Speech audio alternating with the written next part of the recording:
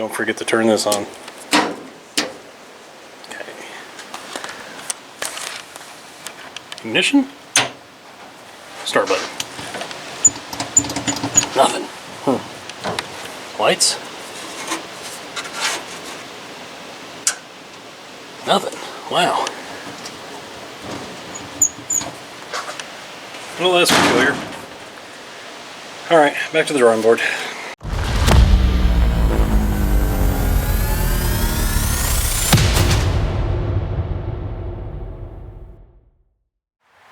That big chunk of blue steel that was sitting here on the engine stand is now in there. As you can tell, there's a lot of work left to go on this thing. So the good thing is the motor's sitting in there right now. It's bolted down, but all the plumbing's not hooked up. None of the fuel system, none of the electrical stuff is attached quite yet. But I've got a couple hours tonight. I'm going to work on it. Probably be doing a bunch of jump cuts on this video because I've got a lot going on this weekend. I've got a bowling tournament tomorrow with my daughter. We're doing a family doubles tournament in Carthage, Missouri. Got to be there bright and early. We got to leave like at... I thought somebody crashed. We got to leave bright and early in the morning, like 6 o'clock in the morning, and be able to make it down there for that. So don't know how long I'll be out here tonight working on this thing. But other than that, guys, it's the car's coming together as promised, as advertised, they say. I will be, like I said, I'm going to be popping in and out on the video thing. I've got a very soft goal of trying to get this thing to start by Sunday night. We will see. Anyway, stay tuned. I'll let you know what's going on. Also, you made it this far in the video, please like, share, subscribe, do all those things. I greatly appreciate it. Alright, it is now, I don't know, 2 hours later, 2.5 hours later, something like that. Got a lot of progress done, actually. So, for the most part, I got the fuel lines run. I'm not real happy with the way they're situated, and I've got to get another fitting to go from the fuel filter back there to the fuel pump up front.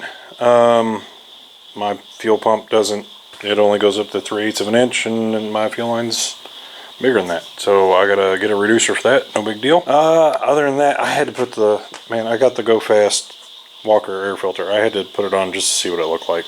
Truthfully, there's not a whole lot left to do on it.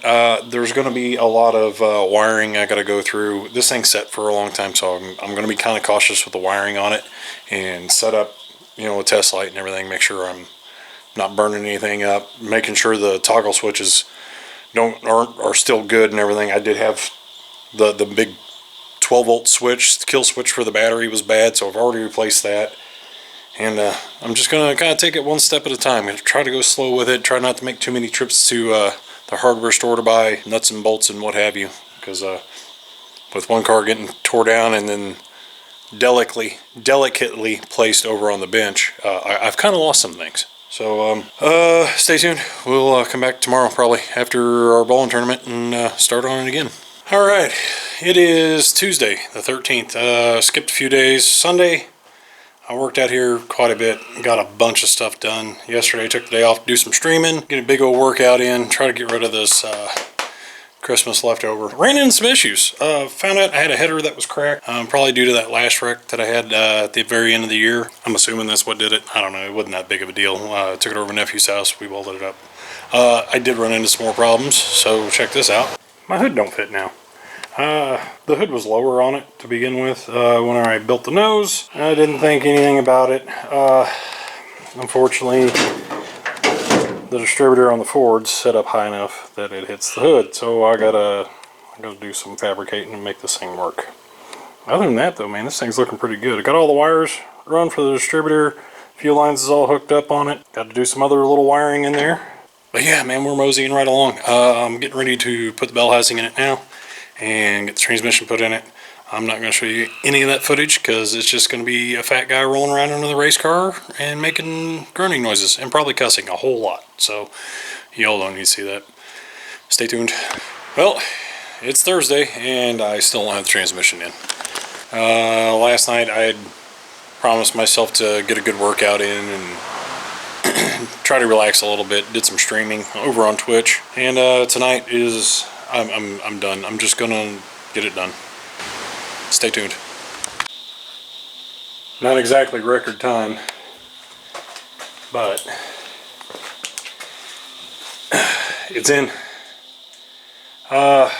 It took some major manipulation to get that thing to go in there like that, but ran into transmission sitting a little far over, and I'm gonna have to move the cab in just a little bit, and that bar right there is gonna have to move no matter what I do, because the yoke on the drive shaft won't go in the back of the transmission. And on top of that, found out my drive shaft's about 3 inches too short. Last year I put that transmission in with the bell housing and everything on it, and it was an argument because that makes that transmission weigh a lot more than what it's supposed to. On top of the fact that's a T10 transmission, it's a Ford transmission, it's a 4-speed. It weighs a metric ton anyway, and then you hang a 40-pound bell housing off the end of it, makes it a lot heavier. So this year I split the bell housing and transmission, put the bell housing in first. I had a little bit of a fitment issue with the mid plate on it, so I just wanted to make sure, go through that whole route. Put the transmission on it. It was an argument. It was a fist fight, and I won. It's finally in there. It feels like it's a little tight, like maybe the throwout bearing's up against the clutch, but that's for another day, man. I am wiped out. Hey guys, it is Friday, May 16th. Some extremely nice weather out there today, and because of that, I took a half day off of work to come home and work on the car. I'm gonna get started, start knocking some of this stuff out. I've been trying to do a better job of editing, so let me know how this video turns out. Leave me a comment down there and just tell me if it's good or if it's not good, what you like, what you don't like. Let me know, please. Hurt my feelings, I don't care. Anyway, we'll get started. See ya. Alright, battery's hooked up. This has got me a little bit nervous because the wiring on this thing is... I know the guy who wired it. I'm a little nervous around it. I don't know what's going to happen. So I wired it the way I thought it should be wired. Starter's hooked up. We're going to see if we have any kind of power inside the car. Fingers crossed. Don't forget to turn this on. Okay. Ignition. Start button. Nothing. Lights. Nothing. Wow. Well, that's peculiar. Alright, back to the drawing board. Okay, come to a revelation. Cheap 12-volt switch.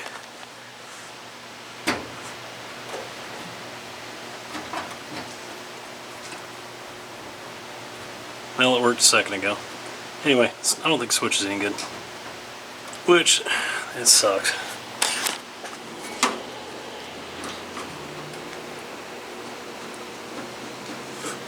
Yeah, now I don't have anything. I think my 12-volt switch is kind of junk. Because it worked for a minute, and now it don't work at all.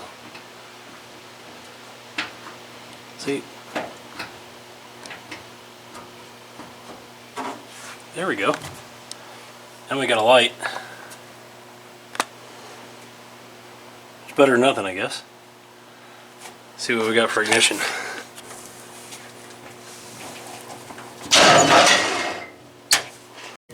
Alright, moment of truth.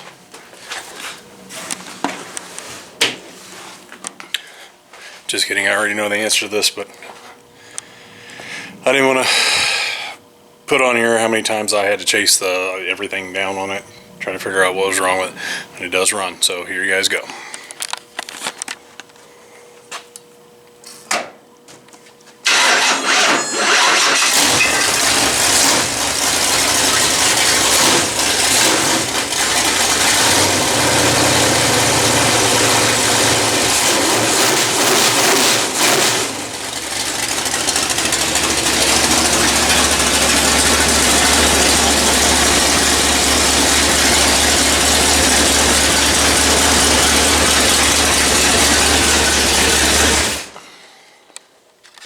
There we go.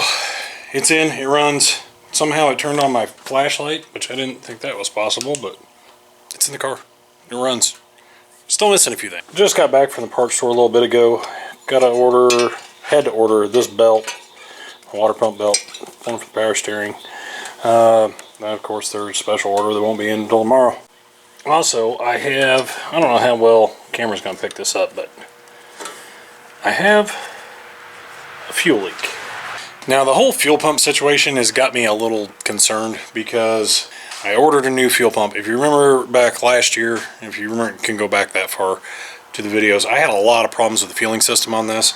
I bought a high flow fuel pump for it. It only carried like 4 pounds of pressure. On a Holley 2 barrel, it's asking for at least 6 to 7 pounds of pressure. I had some issues with the fuel pump, ended up taking it off, putting a stock pump on it to get it to run. Well, fast forward to this year, I bought a new pump, it was supposed to be a high flow fuel pump, carries 7 pounds of pressure. When I pulled it out of the box, it looked exactly like the one that I bought last year. Come to find out, it's actually carrying like 6.5, 7 pounds of pressure. So we're good to go there. The only problem is it's leaking. So I got to figure out, I know it's just something with that brass fitting. It just doesn't like that brass fitting. So we'll get it all figured out and get it to stop leaking. So I think that's going to be it for this video, guys. Got some belts coming tomorrow. I'm going to get the belts put on it, get the radiator installed on it, get it plumbed full of water, get the power steering plumbed up, and then I got to find a drive shaft. Hopefully somebody's got one somewhere, right? Anyway, till next time, don't forget to like, share, subscribe, do all those things. Come check me out on Twitch. It's twitch.tv/BigPen13. Catch you next time.